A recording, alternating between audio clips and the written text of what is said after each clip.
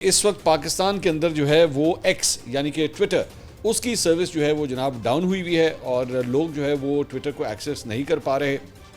और मुख्तलिफ़ किस्म की अफवाहें जो हैं वो शुरू हो जाती हैं। पाकिस्तान में ये पहली दफ़ा नहीं है कि कोई सोशल मीडिया प्लेटफॉर्म जो है वो किसी वजह से बंद हुआ हो, लेकिन इस वक्त जो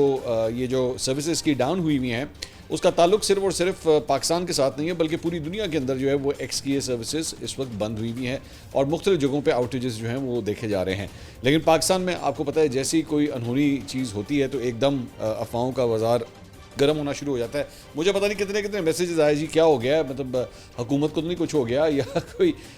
खुदा न खास्ता कोई हमला तो नहीं हो गया, कोई जंग तो नहीं शुरू होगी कि एकदम जो है ये सब कुछ बंद कर दिया गया, या पता नहीं कोई इमरान खान साहब के हवाले से कोई बड़ी डेवलपमेंट तो नहीं हो रही जिसकी वजह से ये सब कुछ जो है वो किया जा रहा है। तो फ़िलहाल ऐसा कुछ नहीं है, आप बिला वजह परेशान मत हों। ये बेसिकली एक्स की तरफ से पीछे से ही जो है वो ये सर्विसेज इस वक्त बंद हुई हुई हैं। इसका पाकिस्तान के मामला के साथ ताल्लुक़ नहीं है।